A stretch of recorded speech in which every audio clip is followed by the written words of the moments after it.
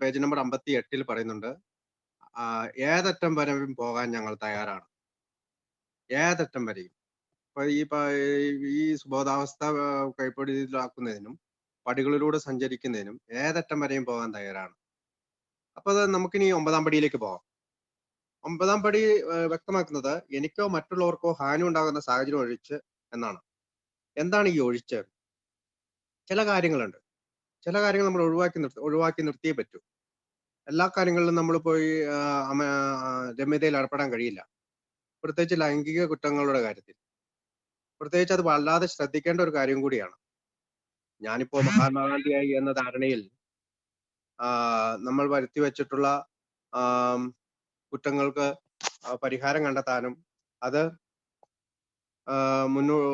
പോകാനും പരിഹാരം കണ്ടെത്താനായിട്ട് മുന്നോട്ട് പോകുമ്പോൾ ഇത്തരം കാര്യങ്ങളിലെല്ലാം വളരെ ശ്രദ്ധ ചെലുത്തണമെന്ന് ബിഗ് ബുക്ക് തന്നെ പറയുന്നുണ്ട്. നമ്മളിപ്പോ ഒരു പെൺകുട്ടിയുടെ അടുത്ത് നമ്മൾ ഉപദ്രവിച്ചിട്ടുള്ള ഒരു പെൺകുട്ടിയുടെ അടുത്ത് നിന്നിട്ട് ഇപ്പൊ പോയിട്ട് പണ്ട് ഉപദ്രവിച്ചിട്ട് പെൺകുട്ടിയുടെ അടുത്ത് സോറി പറയുന്ന ഒരു രംഗം ആലോചിച്ച് നോക്കൂ.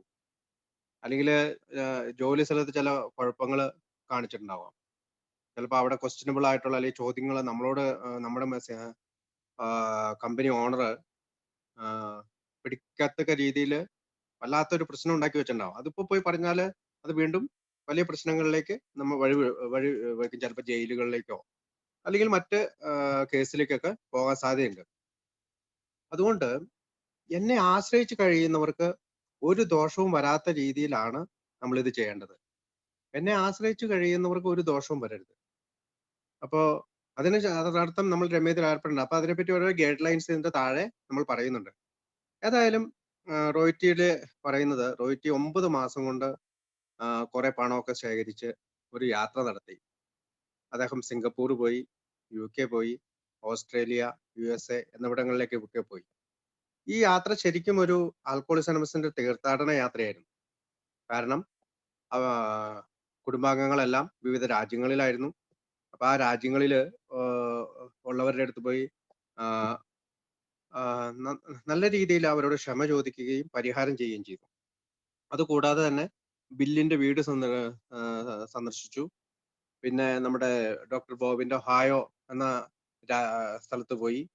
അവിടെ പോയി അങ്ങനെ അപ്പൊ ഒരു തീർത്ഥാടന യാത്ര തന്നെ. 9 മാസം എടുത്തു എനിക്ക്. കാരണം പണം പുതിയതായിട്ട് വന്ന ഒരാളാണ്. അപ്പൊ 9 മാസം കൊണ്ടാണ് ആ പണം സമ്പാദിക്കാൻ എനിക്ക് സാധിക്കുന്നത്. പിന്നെ ആ കാലത്ത് ധാരാളം AI മീറ്റിങ്ങുകളിൽ പങ്കെടുക്കുകയും ചെയ്തു. എന്നാൽ എനിക്ക് ഇപ്പോൾ ഞാൻ പറയുന്നത് 1984, 1990 വരെ ഇന്ത്യയിലായിരുന്നപ്പോൾ ഞാൻ മീറ്റിങ്ങിന് പോയപ്പോൾ അവിടെ കുടിക്കഥകൾ മാത്രമാണ് ഞാൻ ശ്രദ്ധിച്ചു കേട്ടത്. മിക്കപ്പോഴും അവിടെ പോയിരുന്നപ്പോൾ കുടിച്ചാണ് പോയിരുന്നത്. അവിടെ ഞാൻ ഈ പടികളെ പറ്റി കേട്ടില്ല. അവരത് പറയാത്തത് കൊണ്ടല്ല ഞാനത് പറഞ്ഞത്. അവരത് പറഞ്ഞിട്ടുണ്ടാകാം, പക്ഷെ ഞാൻ കേട്ടില്ല. അവിടുത്തെ ഒരു പാറ്റേൺ എങ്ങനെയാന്ന് വെച്ചാല് ഒരാള് രോഗത്തെ കുറിച്ച് സംസാരിക്കും, മറ്റൊരാള് സർവീസിനെ കുറിച്ച് പറയും, ഒരാള് കുടിക്കഥ പറയും. ആ ഒരു പാറ്റേണിൽ ആയതുകൊണ്ടാകാം എനിക്കത് ശ്രദ്ധിക്കാൻ പറ്റിയില്ല. ഞാൻ അല്ലെങ്കിൽ അത് മാത്രമാണ് ശ്രദ്ധിച്ചത്. ഇനി 91-ലാണ് ഞാൻ സോബർ ആകുന്നത്. ആ സോബർ ആയപ്പോൾ തന്നെ എനിക്ക് അമേരിക്കയിൽ നിന്ന് എൻ്റെ ഒരു ആന്റി ഒരു ബിഗ് ബുക്ക് എനിക്ക് അയച്ചു തരികയും ഞാൻ അത് വായിക്കാൻ ഇടയാവുകയും ചെയ്തു. അപ്പോൾ ഈ ഇന്ത്യയില് ഞാൻ പങ്കെടുത്തപ്പോൾ സോബർ ആകുന്നതിന് മുമ്പ് കുറച്ച് ആൾ പങ്കെടുത്തു എന്ന് പറഞ്ഞു. ആ കാലഘട്ടത്തിൽ ഈ കുടിക്കഥ ഒരാൾ പറയും, രണ്ടാമത്തെ ആൾ രോഗത്തെ കുറിച്ച് പറയും, മൂന്നാമത്തെ ആൾ സർവീസിനെ കുറിച്ച് പറയും. അപ്പോ എനിക്ക് അത് മാത്രമേ എന്റെ മനസ്സിൽ തങ്ങി നിന്നുള്ളൂ. ചിലപ്പോൾ അവർ പടികളെ പറ്റി പറഞ്ഞിട്ടുണ്ടാകാം, പക്ഷെ എന്റെ മനസ്സിൽ അത് തങ്ങിയുന്നില്ല. നമുക്കിനി വീണ്ടും 9ാം പടിയിലേക്ക് തിരിച്ചു വരാം. ഇപ്പോൾ തന്നെ നമുക്ക് ഇറങ്ങി പുറപ്പെടാം. നമ്മൾ ഉപദ്രവിച്ചിട്ടുള്ള പരിഹാരം ചെയ്യാനായിട്ട്. 3ാം പടിയിൽ ഓർക്കണം, ഞാൻ നടനല്ല, ദൈവമാണ് എന്നെ നയിക്കുന്നത്, ദൈവമാണ് എന്റെ നിർമ്മാതാവ്. അത് വീണ്ടും വീണ്ടും നമ്മൾ ഓർക്കണം ഈ പടി ചെയ്യുന്നതിന് മുമ്പ്. നമ്മൾ 58ാമത്തെ പേജിൽ പറയുന്നുണ്ട്, മദ്യത്തിന് മേൽ വിജയം വരിക്കാൻ ഏതറ്റം പോകാനും ഞാൻ തയ്യാറാണ്. 68ാം പേജിന്റെ മലയാളം ബിഗ് ബുക്കിൽ 68ാം പേജിന്റെ അവസാന ഭാഗത്തെ ബിഗ് ബുക്ക് നമുക്ക് വ്യക്തമായ നിർദ്ദേശങ്ങൾ ഈ തരം രമ്യതകളിൽ ഏർപ്പെടുന്നതിന് വേണ്ടി തരുന്നുണ്ട്. അതിലൊന്ന് കണ്ണോടിച്ചതിന് ശേഷം നമുക്ക് വർക്ക്ഷോപ്പിലേക്ക് പോകാം. ഒന്ന്. ചില ബിസിനസ് പങ്കാളികളുമായി പ്രശ്നങ്ങളുണ്ട്. പക്ഷെ ചില ആളുകളുമായിട്ട് പ്രശ്നങ്ങളുണ്ടെങ്കിൽ ബിസിനസ് പങ്കാളികളായ ചില ആളുകളുമായിട്ട് ചിലപ്പോൾ ഒരുപക്ഷെ പരിഹാരം ആവശ്യമില്ലാതെ വരും. ചിലരുമായി പാടില്ല. ആഹ് ചില ബിസിനസ് കാര്യമായി ഇടപെട്ടപ്പോൾ ഞാന് എയിലാണ് എന്ന് പറഞ്ഞുകൊണ്ട് അവരുടെ അടുത്തേക്ക് പോയാൽ ചിലപ്പോൾ എന്റെ യഥാർത്ഥ ഉദ്ദേശം രമ്യതയിൽ എത്തുകയാണെന്നെങ്കിൽ പോലും ഒരു പക്ഷെ അതിന് സാധിച്ചെന്ന് വരില്ല. എനിക്ക് എന്തുകൊണ്ടാണ് ഞാൻ 9ാം പടി ചെയ്യുന്നത്? അതായത് എനിക്ക് ചുറ്റുമുള്ളവരോട് നന്നായി പെരുമാറുക എന്നതാണ് ഇതിന്റെ ആം, ഉം, മുഖ്യ ഉദ്ദേശം. നമ്മെ ഇഷ്ടപ്പെടാത്തവരെ എങ്ങനെ സമീപിക്കും? ആരുമായി പൊരുതാൻ എനിക്ക് സാധ്യമല്ല. അതുകൊണ്ട് നമ്മെ ഇഷ്ടപ്പെടാത്തവരുടെ അടുത്ത് നമ്മൾ പോകരുത് എന്ന് തന്നെയാണ്. ഇപ്പൊ നമ്മളെ ഇഷ്ടപ്പെടാത്തവരുടെ അടുത്ത് പോകരുത് എന്ന് പറഞ്ഞാൽ നമ്മളെ കേൾക്കാൻ സാധിക്കില്ല എന്ന് തോന്നുന്നിടത്ത് നമ്മൾ ചെല്ലരുത് എന്നാണ് ബിഗ് ബുക്ക് പറയുന്നത്. അതിനൊരു ഉദാഹരണം റോയ് പറയുന്നത് ഇപ്പൊ നമ്മുടെ മുഹമ്മദ് അലിയെ കുറിച്ചാണ്. അദ്ദേഹം ബോക്സിംഗ് ചാമ്പ്യനാണ്. അദ്ദേഹത്തിന്റെ ബോക്സിങ്ങിന് വേണ്ടിയിട്ട് നമ്മൾ ഗ്ലൗ ഒക്കെ ഇട്ട് അതിന്റെ ഉള്ളിൽ ചെന്ന് കഴിഞ്ഞാൽ ബോക്സിംഗ് റിംഗിൽ നിന്ന് ഒറ്റയടിക്ക് നമ്മൾ പറന്നു പോകും. അപ്പൊ നമ്മൾ അതിനെ ചെറുത്ത് നിൽക്കാൻ നമുക്ക് സാധിക്കില്ല. അപ്പോ ഒരു പക്ഷേ നമ്മള് അതുകൊണ്ട് തന്നെ നമ്മളുമായി രമ്യതയിൽ വരാനോ അല്ലെങ്കിൽ നമ്മളുമായി സംസാരിക്കാനോ താല്പര്യമില്ലാത്തവരുടെ അടുത്ത് അത് പിന്നീടേക്ക് മാറ്റിവെക്കുന്നതായിരിക്കും നല്ലത്.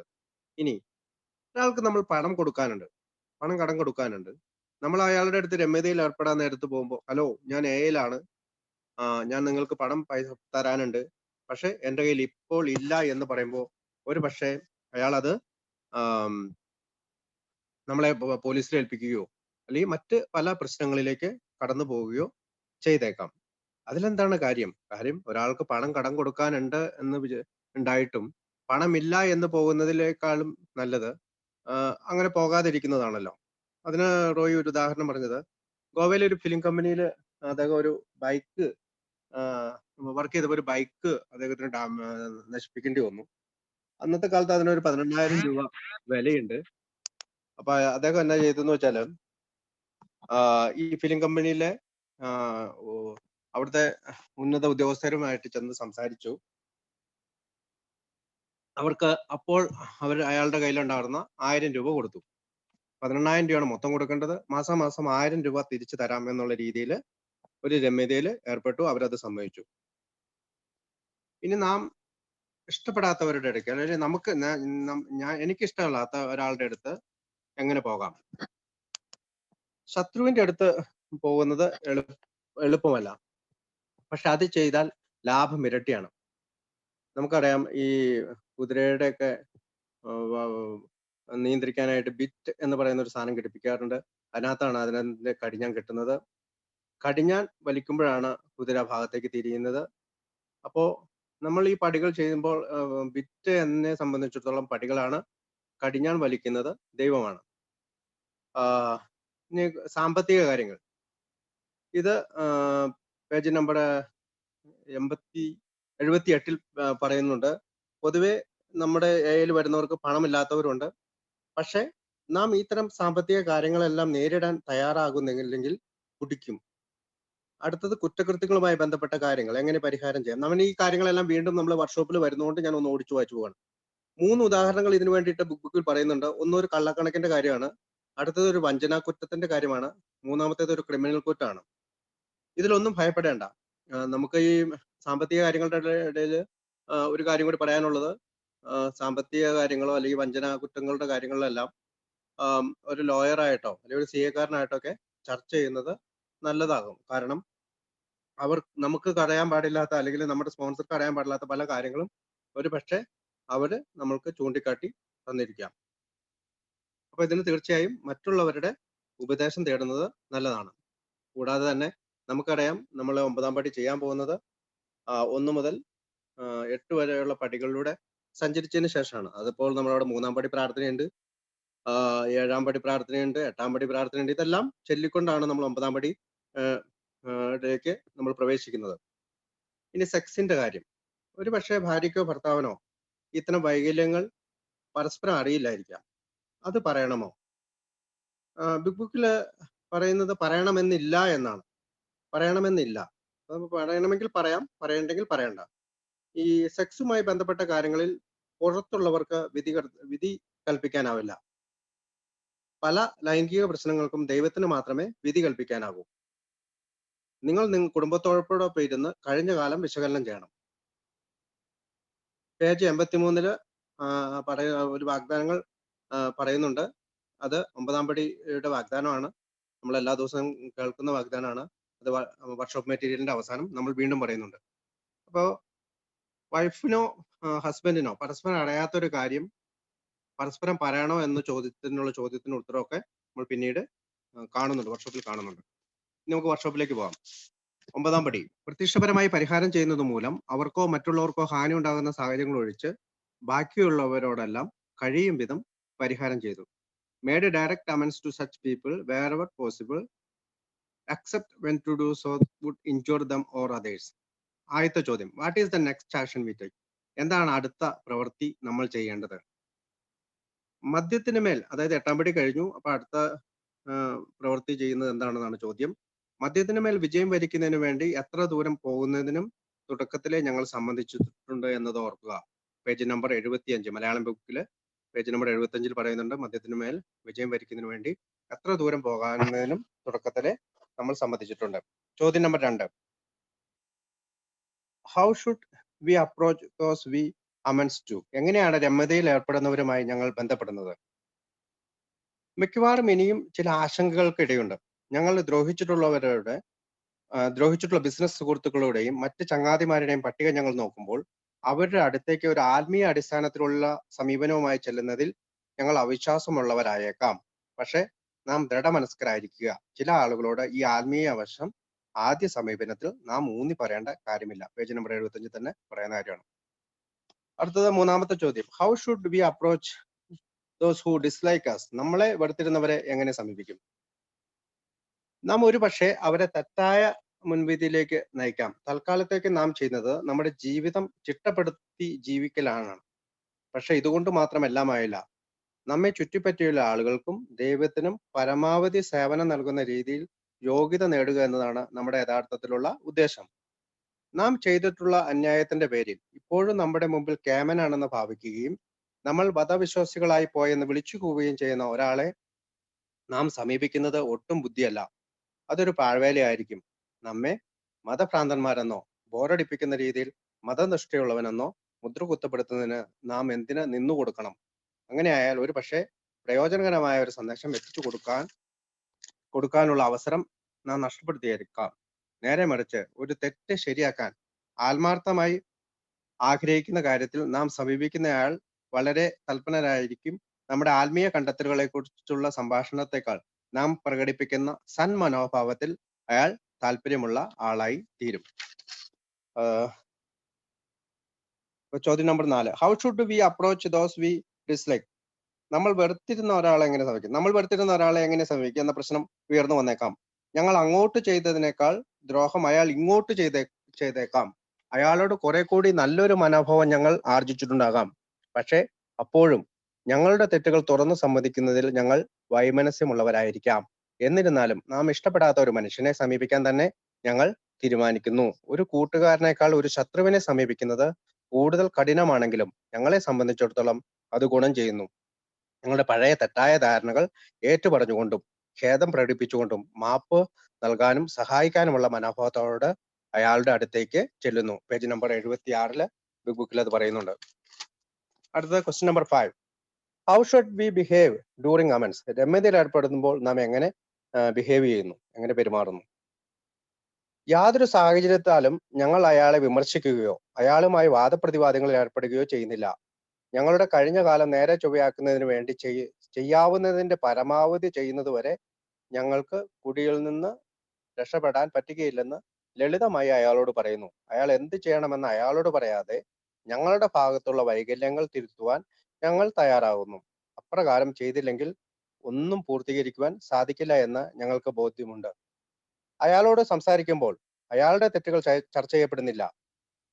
ഞങ്ങളുടെ തെറ്റുകൾ മാത്രം സ്പർശിച്ച് സംസാരിക്കും. ഞങ്ങളുടെ സമീപന രീതി ശാന്തവും ആർജവമാർന്നതും തുറന്ന മനസ്സോടെ ഉള്ളതുമാണെങ്കിൽ തൃപ്തികരമായ ഫലം ഞങ്ങൾക്ക് അനുഭവിക്കാനാകും.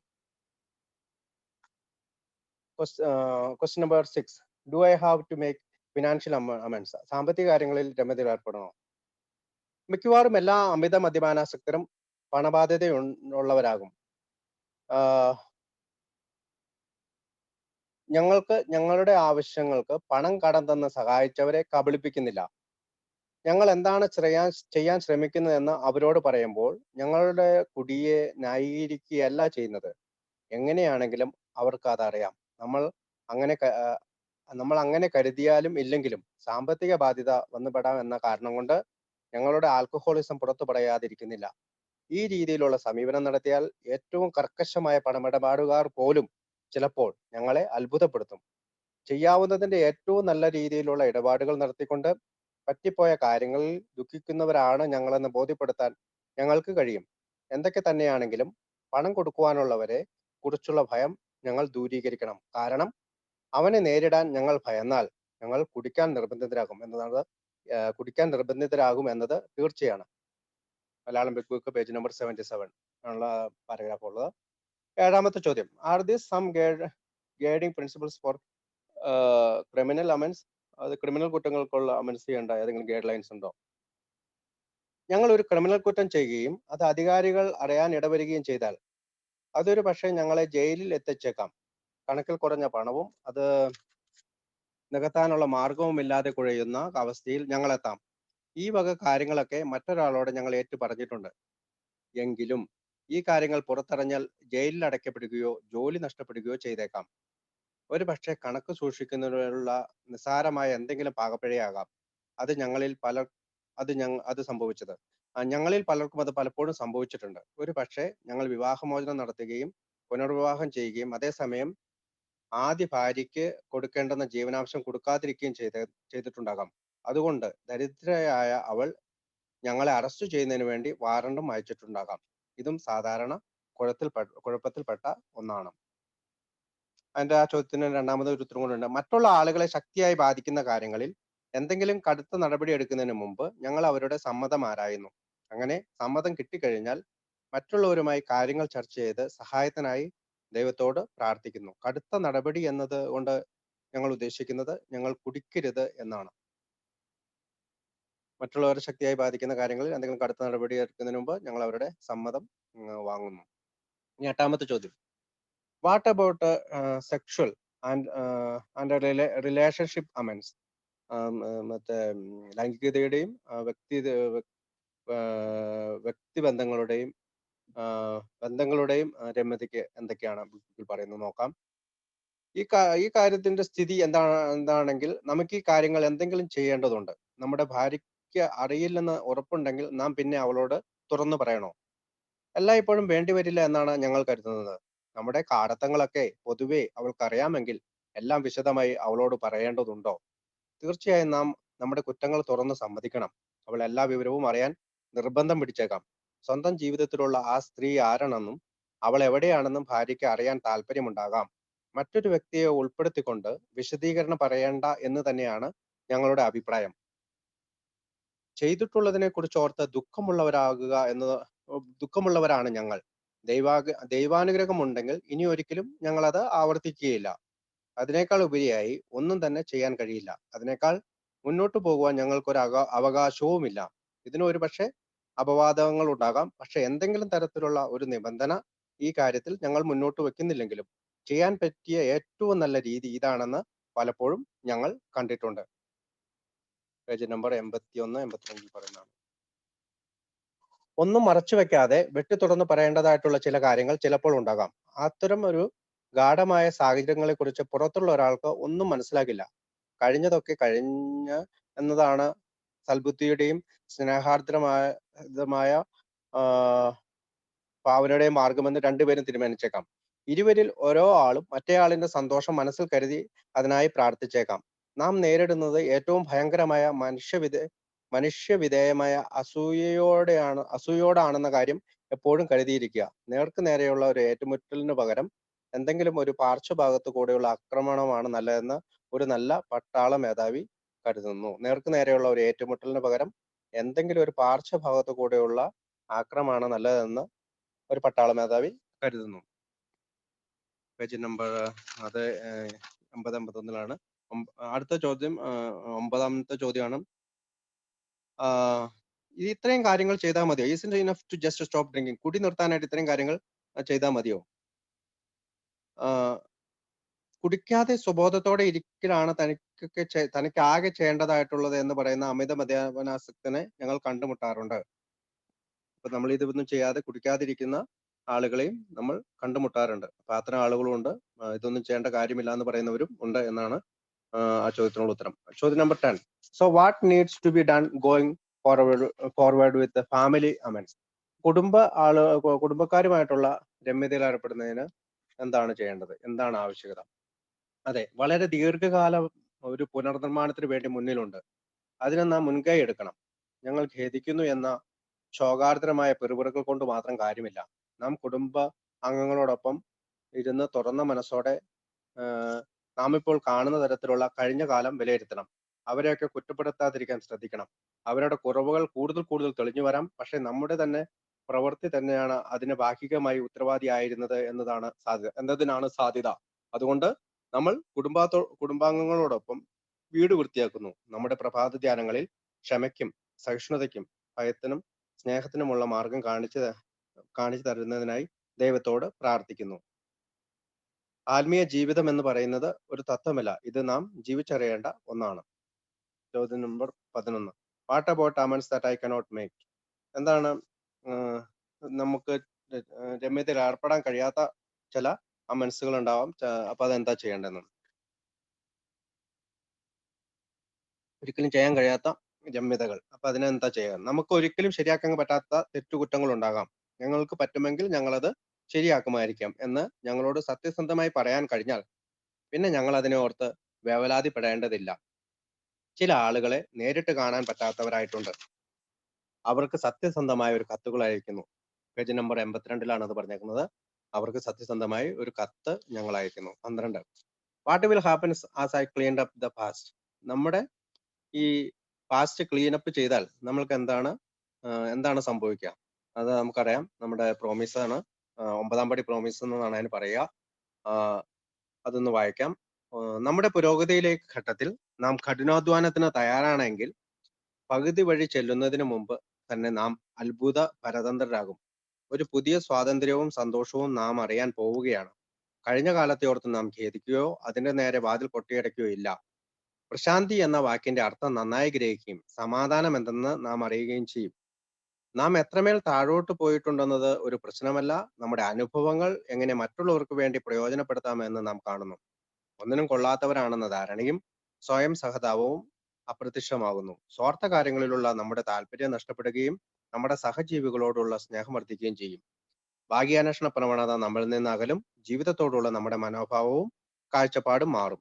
ആളുകളെക്കുറിച്ചും സാമ്പത്തിക സുരക്ഷിതത്വത്തെക്കുറിച്ചുമുള്ള ഭയം നമ്മെ വിട്ടകലും. നമ്മളെ അന്താളിപ്പിച്ചിരുന്ന സാഹചര്യങ്ങൾ എങ്ങനെ കൈകാര്യം ചെയ്യണമെന്ന് ഒരു ഉൾവിളി എന്ന പോലെ നാം അറിയുന്നു. ഞങ്ങൾക്ക് സ്വയം ചെയ്യാൻ കഴിയാതിരുന്ന കാര്യങ്ങൾ ദൈവം ഞങ്ങൾക്ക് വേണ്ടി ചെയ്യുന്നു എന്ന് പെട്ടെന്ന് ഞങ്ങൾക്ക് ബോധ്യപ്പെടുന്നു. ഇതാണ് 9ാം പടി കഴിയുമ്പോൾ നമുക്ക് കിട്ടുന്ന പ്രതിഫലം. ഇനി ബിഗ് ബുക്കിൽ നിന്നും തെരഞ്ഞെടുത്ത ചില ഡൂസ് ആൻഡ് ഡോൺസ്, ചെയ്യേണ്ടതും ചെയ്യാൻ പാടില്ലാത്തതുമായ കാര്യങ്ങൾ അതൊന്ന് ഞാൻ അത് കുറെ 10-23 ഉണ്ട്. അതൊന്ന് നോക്കാം. 1. ദൈവത്തോടെ ശക്തിയും ദിശാബോധവും ചോദിക്കുക. നമ്മളുടെ തെറ്റ് തുറന്ന് സമ്മതിക്കുക. ക്ഷമയും സഹനവും ദയയും സ്നേഹവും ദൈവത്തോട് ചോദിക്കുക. തെളിമയും പരിഗണനയും വിനയവും നയവും ഉള്ളവരായിരിക്കുക. സന്മനസ്സുള്ളവരായിരിക്കുക. മുൻകാലങ്ങളിലുള്ള ദുഷ്ടചിന്തകൾ ഏറ്റുപറയുക. കുടുംബത്തോടൊപ്പം വീട് വൃത്തിയാക്കുക. സന്മനസ് പ്രദർശിപ്പിക്കുക. നമ്മുടെ മദ്യപാനാസക്തി വെളിപ്പെടുത്തുക. ഖേദം പ്രകടിപ്പിക്കുക. ഭൂതകാലം നിർവ്യാജം വിശദീകരിക്കുക. സഹായിക്കുന്ന ക്ഷമിക്കുന്ന മനസ്സുണ്ടാകുക. ശാന്തമായി തുറന്ന നിർലോഭമായി പെരുമാറുക. മറ്റുള്ളവരുടെ സന്തോഷത്തിന് മനസ്സിൽ ഉയർന്ന സ്ഥാനം നൽകുക. നിങ്ങൾക്ക് സങ്കടമുണ്ടെന്ന് മറ്റുള്ളവരെ ധരിപ്പിക്കുക. ഭയം ഉപേക്ഷിക്കുക. ഫലം ദൈവത്തിന്റെ കൈകളിൽ ഏൽപ്പിക്കുക. അതിനായി പ്രാർത്ഥിക്കുക. നിങ്ങളുടെ പാത നിങ്ങൾ അടിച്ചു വൃത്തിയാക്കുക. പണം നൽകുകയോ അയക്കുകയോ ചെയ്യുക. തീരുമാനങ്ങൾ സ്വതന്ത്രമായി നിങ്ങൾ തന്നെ എടുക്കുക. നിങ്ങൾ തന്നെ മുന്നിട്ടിറുക. സാമാന്യബോധവും നയവും ഉപയോഗിക്കുക.